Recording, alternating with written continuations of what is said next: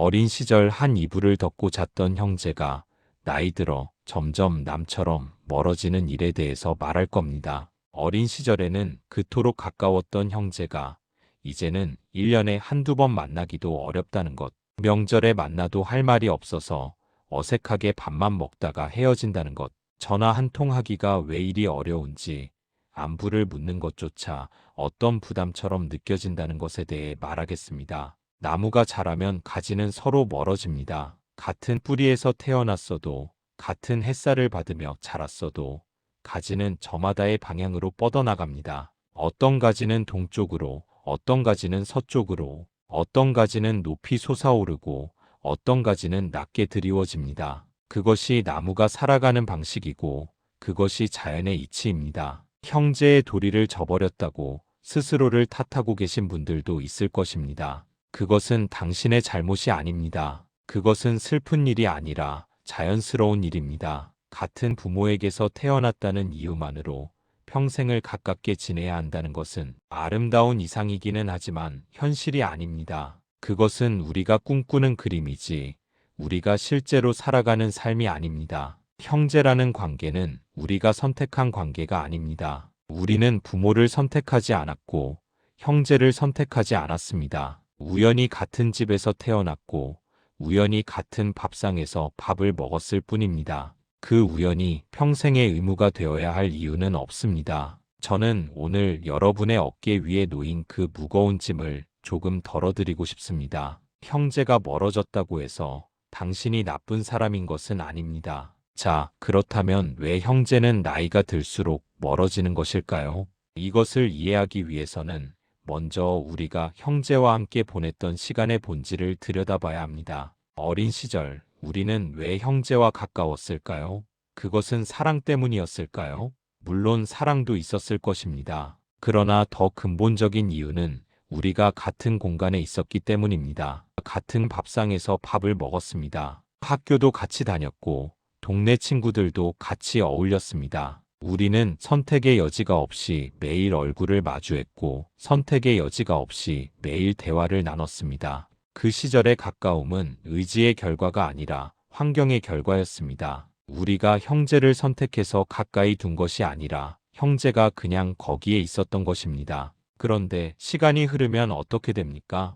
우리는 각자의 삶을 살기 시작합니다. 학교를 졸업하고 직장을 다니고 결혼을 하고 아이를 낳고 다른 동네로, 다른 도시로, 때로는 다른 나라로 떠나갑니다. 더 이상 같은 공간에 있지 않습니다. 더 이상 매일 얼굴을 마주하지 않습니다. 그리고 그렇게 물리적인 거리가 생기면 심리적인 거리도 자연스럽게 따라옵니다. 이것은 형제 사이에만 일어나는 일이 아닙니다. 모든 인간관계가 그렇습니다. 제가 강진에서 유배 생활을 할 때 저는 이런 글을 쓴 적이 있습니다. 사람이 만나면 정이 들고 헤어지면 정이 엷어지는 것은 물이 높은 곳에서 낮은 곳으로 흐르는 것과 같다. 이것을 거스르려 하면 고통이 되고 이것을 받아들이면 평화가 된다. 형제가 멀어지는 것을 거스르려 하지 마십시오. 억지로 가까워지려 하지 마십시오. 물이 낮은 곳으로 흐르는 것을 막을 수 없듯이 삶이 우리를 다른 방향으로 이끌어가는 것을 막을 수는 없습니다.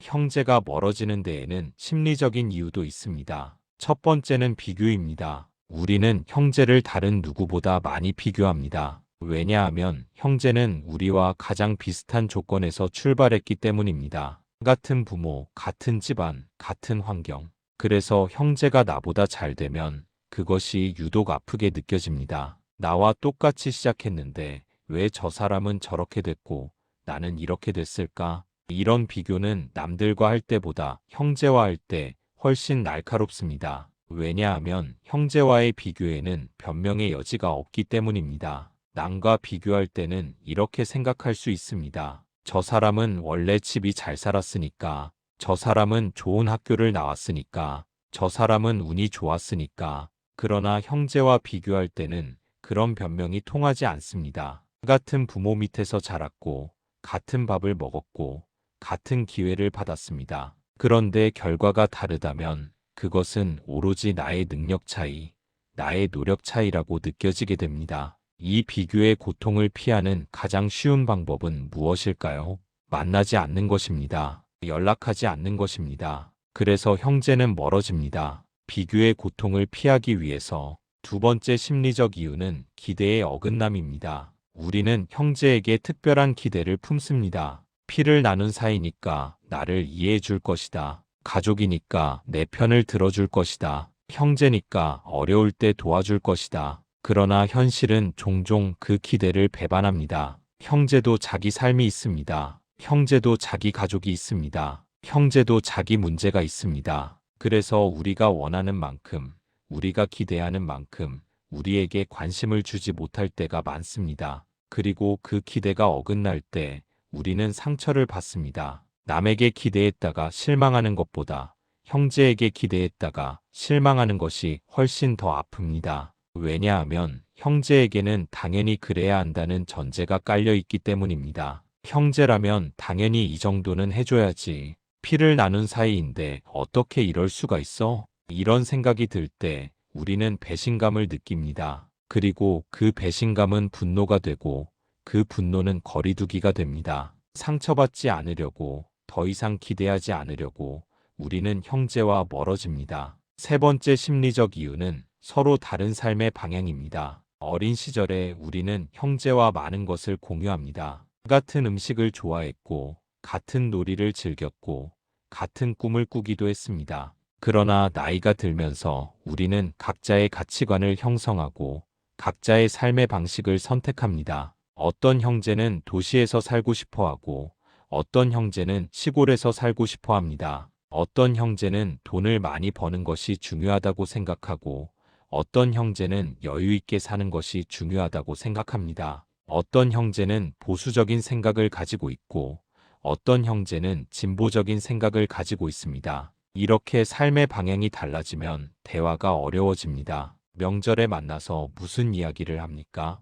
정치 이야기를 하면 싸움이 됩니다. 자녀 교육 이야기를 하면 비교가 됩니다. 재산 이야기를 하면 불편해집니다. 결국 날씨 이야기, 건강 이야기, 그런 피상적인 대화만 오가다가 헤어집니다. 그리고 그런 만남이 반복되면 우리는 생각하게 됩니다. 굳이 만날 필요가 있을까? 만나봤자 어색하기만 한데 차라리 안 만나는 게 편하지 않을까? 이것이 형제가 멀어지는 또 하나의 이유입니다. 네 번째는 어린 시절의 상처입니다. 모든 형제 관계가 아름다운 것은 아닙니다. 어린 시절에 형제에게 상처를 받은 분들도 많습니다. 형에게 맞았던 기억, 동생 때문에 부모님의 관심을 빼앗겼던 기억, 형제와 비교당하며 자존감이 무너졌던 기억. 그런 상처는 시간이 지나도 쉽게 사라지지 않습니다. 오히려 나이가 들수록 그 상처가 더 선명해지기도 합니다. 어린 시절에는 왜 그것이 상처인지 몰랐는데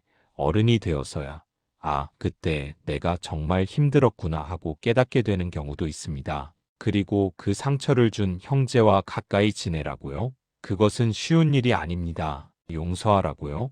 그것도 쉬운 일이 아닙니다. 저는 이렇게 생각합니다. 용서하지 못해도 괜찮습니다. 가까이 지내지 못해도 괜찮습니다. 다만 그 상처가 지금 당신의 삶을 계속 아프게 하고 있다면 그 상처에서 벗어나는 방법을 찾으셔야 합니다. 그리고 그 방법이 반드시 화해일 필요는 없습니다. 때로는 거리를 두는 것이 치유의 방법이 되기도 합니다. 이제 현실적인 이유들도 살펴보겠습니다. 첫 번째는 결혼입니다. 형제가 결혼을 하면 그 순간부터 형제의 1순위는 더 이상 원래 가족이 아닙니다. 배우자와 자녀가 1순위가 됩니다. 그것은 당연한 일이고 그래야 하는 일입니다. 그런데 우리는 종종 이것을 받아들이기 어려워합니다. 결혼하더니 형이 변했어. 동생이 시집가더니 연락도 안 해. 이렇게 서운해합니다. 그러나 생각해 보십시오. 당신도 결혼을 하셨다면 당신의 1순위도 바뀌었을 것입니다.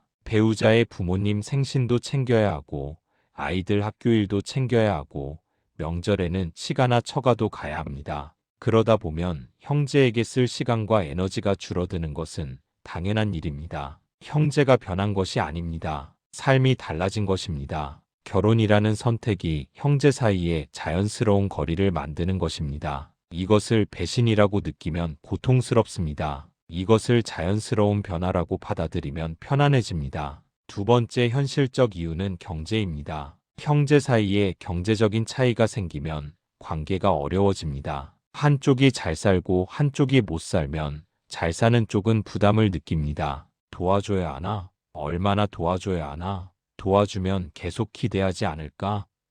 못 사는 쪽은 자존심이 상합니다. 형한테 손 벌리기 싫다. 동생 앞에서 못난 모습 보이기 싫다. 이런 심리가 작용하면 만남 자체가 불편해집니다. 명절에 만나서 비싼 선물을 받으면 그것이 기쁘기보다 부담스럽습니다. 나도 이 정도 해줘야 하나?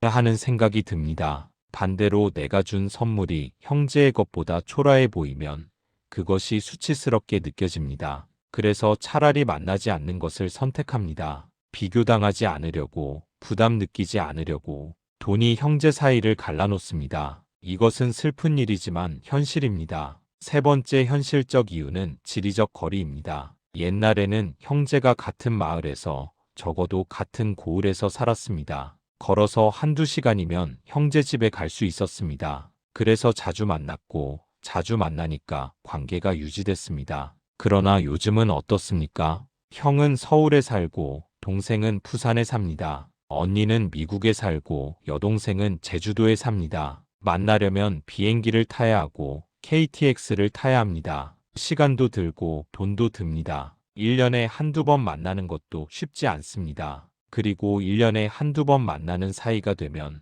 그것은 이미 가까운 사이가 아닙니다. 아무리 피를 나눈 형제라고 해도 1년에 한두 번 만나면 친한 친구보다 덜 만나는 것입니다. 관계는 시간과 접촉으로 유지됩니다. 시간과 접촉이 없으면 관계는 자연스럽게 엷어집니다. 이것은 노력의 문제가 아닙니다. 구조의 문제입니다. 현대 사회가 우리를 흩어지게 만들고 그 흩어짐이 관계를 엷어지게 만드는 것입니다. 네 번째 현실적 이유는 바쁜 삶입니다. 우리는 모두 바쁘게 살고 있습니다. 직장일, 가정일, 아이들 일, 부모님 일, 하루가 어떻게 지나가는지 모르게 바쁩니다. 그 바쁜 일상 속에서 형제에게 연락할 시간이 어디 있습니까? 연락해야지 하면서도 막상 전화기를 들 시간이 없습니다. 그리고 그렇게 일주일이 지나고 한 달이 지나고 1년이 지납니다. 그러다 명절에 만나면 서로 묻습니다. 잘 지냈어? 응, 잘 지냈어. 이 짧은 대화 안에 1년치의 삶이 압축됩니다. 그리고 그 1년 동안 있었던 수많은 일들, 수많은 감정들은 나누어지지 않은 채로 남습니다. 이것이 우리가 사는 시대입니다. 모두가 바쁘고 모두가 지쳐있고 모두가 자기 삶을 감당하기에도 버거운 시대입니다. 그 속에서 형제와 깊은 관계를 유지하라고요? 그것은 이상이지 현실이 아닙니다. 당신이 형제와 멀어진 것은 당신이 게을러서가 아닙니다. 당신이 정이 없어서가 아닙니다. 시대가 그렇게 만든 것입니다. 다섯 번째 현실적 이유는 건강입니다. 나이가 들면 건강이 나빠집니다. 여기 아프고 저기 아프고 병원 다니기 바쁘고 약 먹기 바쁩니다. 그러면 다른 사람을 챙길 여유가 없어집니다. 전화 한 통 하려고 해도 오늘은 피곤해서 내일 해야지. 그 내일이 모레가 되고 모레가 다음 주가 됩니다.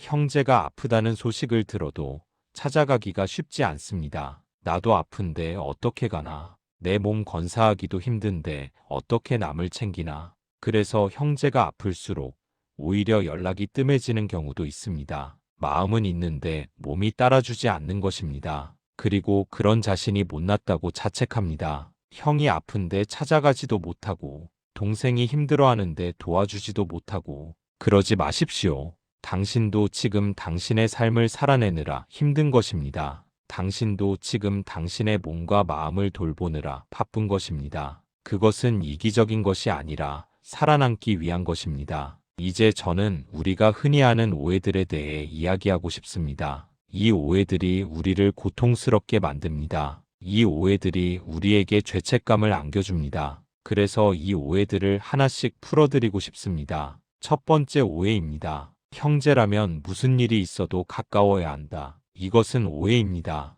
형제라고 해서 반드시 가까워야 하는 법은 없습니다. 피를 나눴다고 해서 마음까지 통해야 하는 것은 아닙니다. 형제는 우리가 선택한 관계가 아닙니다. 친구는 우리가 선택해서 가까워진 사람이지만 형제는 우연히 같은 집에서 태어난 사람입니다. 그 우연이 필연적인 친밀함을 보장하지는 않습니다. 맞지 않는 형제도 있습니다. 성격이 안 맞는 형제도 있습니다. 가치관이 다른 형제도 있습니다. 그런 형제와 억지로 가까이 지내려 하면 둘 다 힘들어질 뿐입니다. 형제니까 가까워야 한다는 생각을 내려놓으십시오. 형제여도 멀 수 있습니다. 그리고 그것은 괜찮습니다. 두 번째 오해입니다. 형제가 어려우면 당연히 도와줘야 한다. 이것도 오해입니다. 형제가 어려우면 도와주고 싶은 마음이 드는 것은 자연스럽습니다. 그러나 그것이 당연한 의무라고 생각하면 그것은 부담이 됩니다. 도움은 여유가 있을 때 자발적으로 하는 것입니다. 의무가 아닙니다. 내가 지금 경제적으로 여유가 없는데 형제를 도와주느라 내 가족이 힘들어져야 합니까? 내가 지금 건강이 좋지 않은데 형제를 돌보느라 내 몸이 더 망가져야 합니까? 그렇지 않습니다. 먼저 나를 돌보고, 먼저 내 가족을 돌보고, 그래도 여유가 있으면 형제를 돕는 것입니다. 그 순서가 바뀌면 안 됩니다. 제가 유배 생활을 할 때 저는 형님에게 도움을 청할 수 없었습니다. 형님도 유배 중이었기 때문입니다. 형님도 자신의 삶을 감당하기에 바빴습니다. 저도 그랬습니다. 우리는 서로를 돕지 못했습니다. 그러나 그것이 우리의 우애가 없어서가 아니었습니다. 상황이 그랬을 뿐입니다. 형제를 돕지 못한다고 해서 당신이 나쁜 사람인 것은 아닙니다. 당신에게도 당신의 삶이 있고, 당신의 가족이 있고, 당신의 한계가 있습니다. 그 한계를 인정하는 것은 이기적인 것이 아니라 현실적인 것입니다. 세 번째 오해입니다. 어린 시절처럼 다시 가까워질 수 있다. 이것도 오해입니다. 어린 시절의 가까움은 다시 돌아오지 않습니다. 왜냐하면 어린 시절의 우리와 지금의 우리는 다른 사람이기 때문입니다. 우리는 수십 년을 살면서 변했습니다. 생각이 변했고, 가치관이 변했고, 관심사가 변했습니다. 형제도 마찬가지입니다. 어린 시절의 형제는 이제 없습니다. 지금의 형제는 다른 사람입니다. 그 다른 사람과 어린 시절처럼 가까워지기를 기대하는 것은 무리입니다. 그것은 마치 지금의 내가 어린 시절의 나로 돌아가기를 기대하는 것과 같습니다. 불가능한 일입니다. 과거를 그리워하지 마십시오. 과거로 돌아가려 하지 마십시오. 지금 있는 그대로의 관계를 받아들이십시오. 네 번째 오해입니다. 자주 연락하지 않으면 정이 없는 것이다. 이것도 오해입니다. 자주 연락하는 것과 정이 있는 것은 다른 문제입니다. 1년에 한두 번 연락해도 정이 있을 수 있습니다. 매일 연락해도 정이 없을 수 있습니다. 정은 연락의 빈도로 측정되는 것이 아닙니다. 멀리서 가끔 안부를 전하는 것도 정입니다. 마음속으로 형제의 건강과 행복을 빌어주는 것도 정입니다. 명절에 짧게 만나서 밥 한 끼 같이 먹는 것도 정입니다. 정의 형태는 다양합니다. 자주 연락하고 자주 만나야만 정이 있는 것이라는 생각은 우리를 괴롭게 만듭니다. 당신은 형제에게 정이 없는 것이 아닙니다. 다만 그 정을 표현할 시간과 여유가 없을 뿐입니다. 그리고 그것은 괜찮습니다. 다섯 번째 오해입니다. 드라마에서 보여주는 것처럼 형제는 서로 희생하고 헌신해야 한다. 이것이야말로 가장 위험한 오해입니다. 드라마에서 보여주는 가족 관계는 현실이 아닙니다. 드라마에서는 형이 동생을 위해 모든 것을 희생합니다. 동생이 형의 수술비를 마련하기 위해 온갖 고생을 합니다. 가난해도 행복하게, 어려워도 함께, 아름답게 웃으며 역경을 이겨냅니다. 그것은 허구입니다. 현실이 아닙니다. 현실에서는 형이 동생을 위해 모든 것을 희생하면 형의 가족이 힘들어집니다.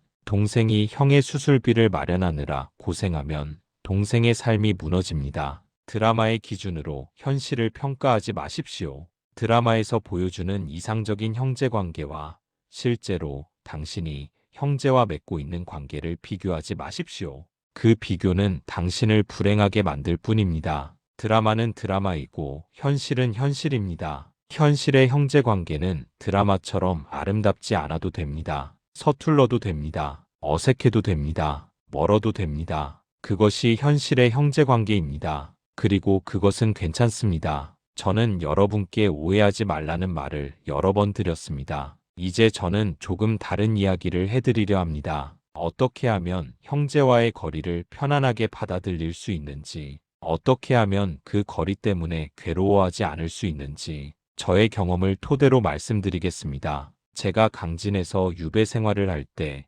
저는 흑산도에 계신 둘째 형 약전에게 편지를 보내곤 했습니다. 그 편지가 도착하기까지는 몇 달이 걸렸습니다. 형의 답장을 받기까지는 또 몇 달이 걸렸습니다. 1년에 편지를 두세 번 주고받을 수 있으면 다행이었습니다. 처음에는 그것이 답답했습니다. 형이 보고 싶었습니다. 형과 함께 차를 마시며 이야기하고 싶었습니다. 형의 얼굴을 보고 싶었습니다. 그러나 시간이 지나면서 저는 다른 방식의 그리움을 배웠습니다. 저는 형에게 편지를 쓰면서 형이 옆에 있는 것처럼 이야기했습니다. 오늘 본 달이 아름다웠다고, 오늘 읽은 책이 좋았다고, 오늘 제자가 기특한 질문을 했다고. 그 편지를 쓰는 동안 저는 형과 함께 있는 것 같았습니다. 실제로는 바다 건너 멀리 떨어져 있었지만 마음으로는 형과 함께 있었습니다. 저는 그때 깨달았습니다. 가까이 있는 것만이 함께하는 것이 아니라는 것을,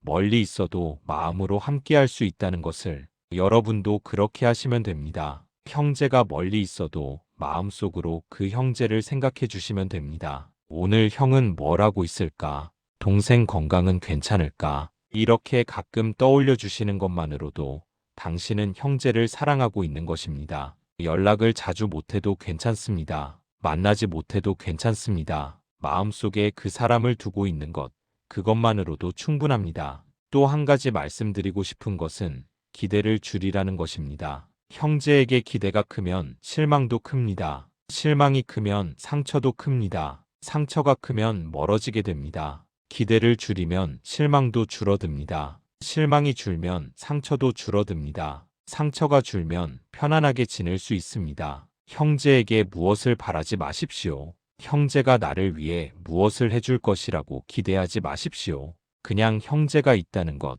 그 자체를 감사하게 여기십시오. 이 세상 어딘가에 나와 같은 피를 나눈 사람이 있다는 것, 어린 시절 같은 지붕 아래에서 자란 사람이 있다는 것, 그것만으로도 감사한 일입니다. 그 이상을 바라지 마십시오. 기대를 줄이면 관계가 편해집니다. 그리고 의무감도 줄이십시오. 형제니까 이렇게 해야 한다. 피를 나눈 사이니까 저렇게 해야 한다. 이런 의무감은 당신을 지치게 합니다. 형제에게 해야 하는 것은 아무것도 없습니다. 해도 되고 안 해도 됩니다. 연락해도 되고 안 해도 됩니다. 도와줘도 되고 안 도와줘도 됩니다. 당신이 원할 때, 당신이 할 수 있을 때, 당신의 여유가 있을 때 하시면 됩니다. 그것이 진정한 마음입니다. 의무감에서 하는 것은 사랑이 아닙니다. 그것은 부담입니다. 제가 형님들과 편지를 주고받을 때 저는 의무감으로 쓰지 않았습니다. 형이 보고 싶어서 썼습니다. 형에게 하고 싶은 말이 있어서 썼습니다. 형과 나누고 싶은 생각이 있어서 썼습니다.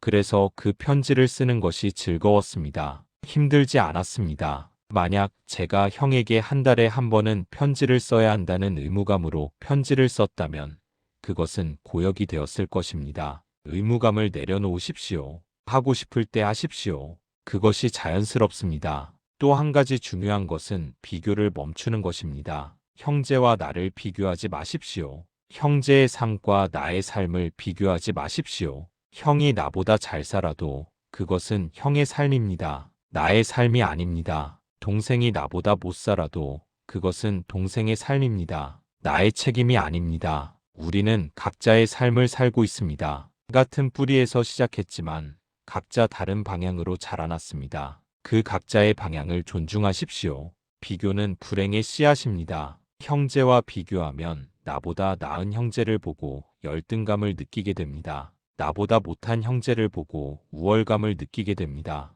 열등감도 우월감도 둘 다 건강하지 않습니다. 비교를 멈추고 나의 삶에 집중하십시오. 나의 삶이 형제의 살보다 낫든 못하든 이것은 나의 삶입니다. 이 삶을 어떻게 살 것인지 그것이 중요합니다. 형제의 삶은 형제가 알아서 살 것입니다. 저는 형님 약정과 많이 비교당하며 자랐습니다. 형은 저보다 먼저 과거에 급제했습니다. 형은 저보다 먼저 벼슬길에 올랐습니다. 사람들은 약전은 대단하다고 했고 저는 그 그늘에서 열등감을 느끼기도 했습니다. 그러나 나중에 저는 깨달았습니다. 형의 길은 형의 길이고 나의 길은 나의 길이라는 것을, 형이 잘 되었다고 해서 내가 못난 것이 아니고 형이 못 되었다고 해서 내가 잘난 것도 아니라는 것을, 우리는 각자의 삶을 살아가는 것이고 그 살들은 비교의 대상이 아니라 각자의 이야기라는 것을, 여러분도 형제와 비교하지 마십시오. 형제의 성공을 시기하지도 말고 형제의 실패를 측은하게 여기지도 마십시오. 그냥 각자의 삶을 인정하고 존중하면 됩니다. 이제 저는 새로운 관점을 하나 제안하고 싶습니다. 형제 관계에 대한 새로운 정의입니다. 우리는 보통 가까운 관계를 이렇게 정의합니다. 자주 만나고 자주 연락하고 서로의 일에 깊이 관여하는 것. 그러나 저는 다른 정의를 제안합니다. 가까운 관계란 멀리 있어도 안녕을 비는 관계입니다. 자주 만나지 못해도 그 사람이 잘 지내기를 마음속으로 바라는 것. 자주 연락하지 못해도 그 사람이 건강하기를 바라는 것. 그것이 진정한 가까움입니다. 물리적인 거리와 심리적인 거리는 다릅니다. 멀리 있어도 마음으로 가까울 수 있습니다. 가까이 있어도 마음으로 멀 수 있습니다. 형제와 물리적으로 멀어졌다고 해서 마음까지 멀어진 것은 아닙니다. 당신의 마음속에 형제가 있다면 당신은 형제와 가까운 것입니다. 저는 흑산도의 형을 만나지 못하는 동안에도 마음속으로는 늘 형과 함께 있었습니다. 아침에 일어나면 형은 오늘 무엇을 하셨을까 생각했습니다. 좋은 책을 읽으면 형도 이 책을 좋아하셨을 텐데 생각했습니다. 달을 보면 형도 이 달을 보고 계실까 생각했습니다. 형을 만나지 못해도, 형과 대화하지 못해도 저는 늘 형과 함께였습니다. 그것이 제가 형을 사랑하는 방식이었습니다. 여러분도 그런 방식으로 형제를 사랑하시면 됩니다. 만나지 못해도 연락하지 못해도 마음속으로 그 사람의 안녕을 빌어주십시오. 그것이 멀리서 하는 사랑입니다. 그것이 거리를 두면서도 유지할 수 있는 사랑입니다. 꼭 가까이 있어야만 사랑하는 것이 아닙니다. 멀리서도 충분히 사랑할 수 있습니다. 그리고 이 사랑에는 의무가 없습니다. 형제니까 사랑해야 한다가 아니라 사랑이 느껴지면 사랑하고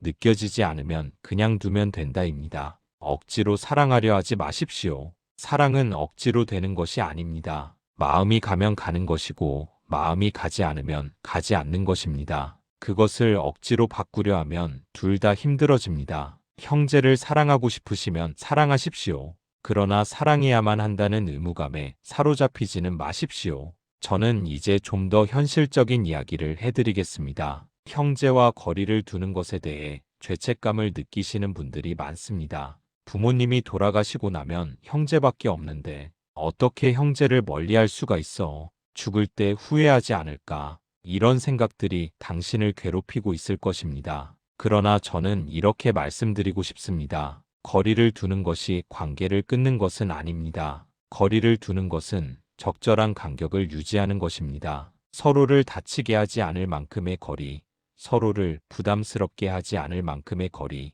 그 거리를 유지하는 것입니다. 그것은 형제를 버리는 것이 아닙니다. 오히려 형제와의 관계를 보존하는 것입니다. 너무 가까우면 부딪힙니다. 너무 가까우면 상처를 줍니다. 적당히 멀면 부딪힐 일도 없고 상처 줄 일도 없습니다. 나무의 가지들을 생각해 보십시오. 같은 뿌리에서 나왔지만 가지들은 서로 적당한 간격을 두고 자랍니다. 만약 가지들이 서로 붙어서 자란다면 어떻게 될까요? 서로 햇볕을 가리고 서로 부딪히고 결국 둘 다 제대로 자라지 못합니다. 가지들이 적당히 떨어져 있기 때문에 각자 햇볕을 받을 수 있고 각자 바람을 맞을 수 있고 각자 건강하게 자랄 수 있습니다. 형제도 마찬가지입니다. 적당한 거리가 있어야 서로를 다치게 하지 않습니다. 그리고 그 거리는 멀어진 것이 아니라 성숙해진 것입니다. 어린 시절에는 붙어 있어야 안심이 됐습니다. 형이 옆에 없으면 불안했고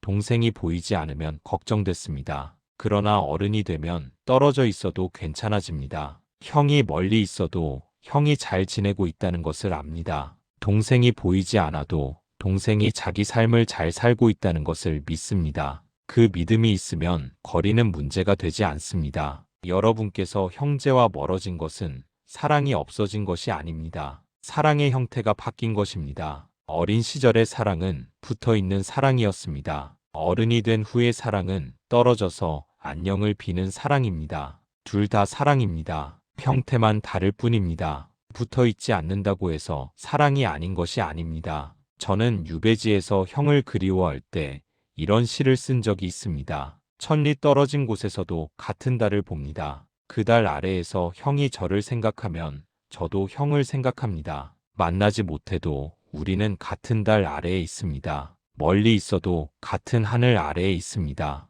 멀리 있어도 같은 달 아래에 있습니다. 그것으로 충분합니다. 이제 거의 마무리에 가까워졌습니다. 저는 오늘 여러분께 많은 이야기를 드렸습니다. 형제가 나이가 들수록 멀어지는 것은 자연스러운 일이라는 것.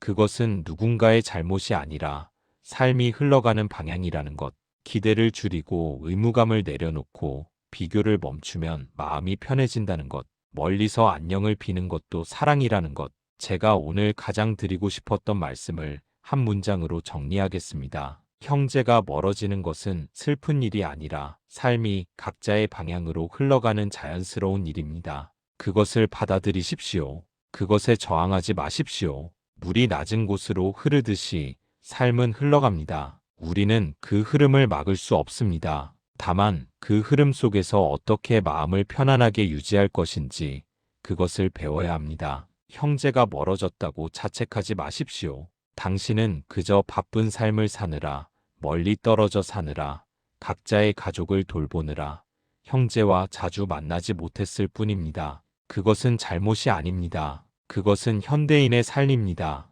또한 억지로 가까워지려 하지 마십시오. 형제니까 가까워야 한다는 생각으로 무리하게 연락하고 무리하게 만나려 하면 둘 다 지칩니다. 그냥 자연스럽게 두십시오. 연락하고 싶을 때 연락하고 만나고 싶을 때 만나면 됩니다. 의무감으로 하면 부담이 되고 자발적으로 하면 기쁨이 됩니다. 그리고 형제와의 관계를 너무 무겁게 생각하지 마십시오. 형제가 멀어졌다고 해서 세상이 끝나는 것이 아닙니다. 형제 외에도 당신을 아껴주는 사람들이 있습니다. 배우자, 자녀, 친구, 이웃, 형제만이 가족이 아닙니다. 당신이 만들어가는 모든 관계가 당신의 가족입니다. 형제에게 기대했던 것을 다른 관계에서 채울 수도 있습니다. 꼭 형제여야만 할 이유는 없습니다. 저는 유배 생활 동안 형을 만나지 못하는 외로움을 제자들로 채웠습니다. 강진에서 가르쳤던 제자들이 저에게는 가족과 같았습니다. 그들과 함께 책을 읽고 함께 차를 마시고 함께 이야기를 나누면서 외로움을 달랬습니다. 형이 있어도 형을 만날 수 없으면 다른 사람들과의 관계로 그 빈자리를 채우면 됩니다. 그것이 삶을 살아가는 지혜입니다. 마지막으로 한 말씀만 더 드리겠습니다. 형제가 멀어졌다 해도 그것이 영원한 이별은 아닙니다. 지금은 멀어져 있어도 나중에 다시 가까워질 수도 있습니다. 삶의 어느 시점에서 서로가 필요해지는 순간이 올 수도 있습니다. 그때가 오면 그때 다시 가까워지면 됩니다. 지금 억지로 가까이 있지 않아도 됩니다. 자연스럽게 흘러가게 두면 됩니다. 강물을 생각해 보십시오. 강물은 흘러가다가 갈라지기도 합니다. 두 줄기가 다른 방향으로 흘러갑니다. 그러나 그 두 줄기가 결국 바다에서 다시 만납니다. 형제도 마찬가지입니다. 지금은 다른 방향으로 흘러가고 있어도 언젠가는 같은 곳에서 다시 만나게 될지도 모릅니다. 삶의 끝에서 혹은 다른 세계에서 그때까지 각자의 길을 가면 됩니다. 서두르지 않아도 됩니다. 그리고 만약 이 세상에서 다시 가까워지지 못한다 해도 그것도 괜찮습니다. 모든 관계가 아름답게 끝나야 하는 것은 아닙니다. 멀어진 채로 끝나는 관계도 있습니다. 그것이 슬프기는 해도 잘못된 것은 아닙니다. 중요한 것은 당신이 그 관계 때문에 괴로워하지 않는 것입니다. 당신이 그 관계 때문에 자신을 탓하지 않는 것입니다. 형제가 멀어졌어도 당신은 할 수 있는 만큼 했습니다. 그것으로 충분합니다. 자, 이제 오늘의 이야기를 마무리하겠습니다. 가을에 나뭇잎이 떨어지듯이 형제 사이도 때가 되면 거리가 생깁니다. 그것을 슬퍼하지 마십시오. 그것을 자연의 이치로 받아들이십시오. 나뭇잎이 떨어진다고 해서 나무가 죽는 것이 아닙니다. 봄이 오면 다시 새 잎이 돋아납니다. 형제와 멀어진다고 해서 사랑이 없어지는 것이 아닙니다. 다른 형태로 다른 거리에서 사랑은 계속됩니다. 형제에 대한 죄책감을 내려놓으십시오. 형제에 대한 의무감을 내려놓으십시오. 형제에 대한 기대를 내려놓으십시오. 그리고 마음 편하게 당신의 삶을 사십시오. 당신은 이미 충분히 잘하고 있습니다. 당신은 이미 충분히 사랑하고 있습니다. 다만 그것을 스스로 인정하지 못하고 있을 뿐입니다. 오늘 밤 하늘의 달을 한번 올려다 보십시오. 당신의 형제도 어딘가에서 같은 달을 보고 있을지 모릅니다. 만나지 못해도 연락하지 못해도 같은 달 아래에 있습니다. 그것으로 충분합니다. 멀리서 안녕을 빌어주는 것.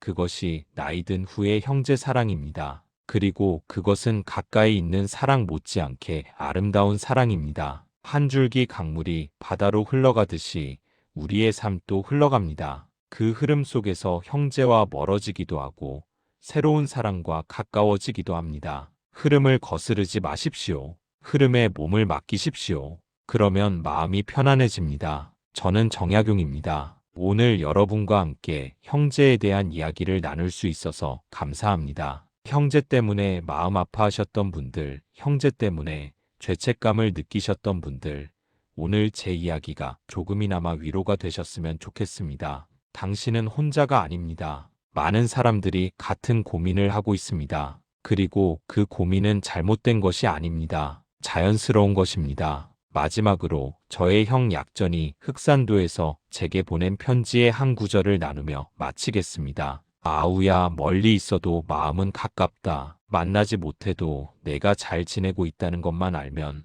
나는 기쁘다. 우리가 다시 만날 날이 올지 모르지만 만나지 못한다 해도 나는 너를 언제나 아끼고 있다. 형은 끝내 흑산도에서 돌아오지 못하셨습니다. 저와 형은 유배 후 다시 만나지 못했습니다. 그러나 저는 형을 잃었다고 생각하지 않습니다. 형은 제 마음속에 늘 있습니다. 멀리서 저를 지켜보고 있습니다. 여러분의 형제도 마찬가지입니다. 멀어져 있어도 마음속에 있으면 함께 있는 것입니다. 그것을 믿으시고 마음 편히 사십시오. 형제에게 안녕을 빌고 당신도 안녕하십시오. 오늘의 이야기는 여기까지입니다. 긴 이야기를 끝까지 들어주셔서 감사합니다. 오늘 이야기가 좋으셨다면 구독과 좋아요 한번 부탁드립니다. 여러분의 밤이 평안하기를 바랍니다. 저는 정약용이었습니다.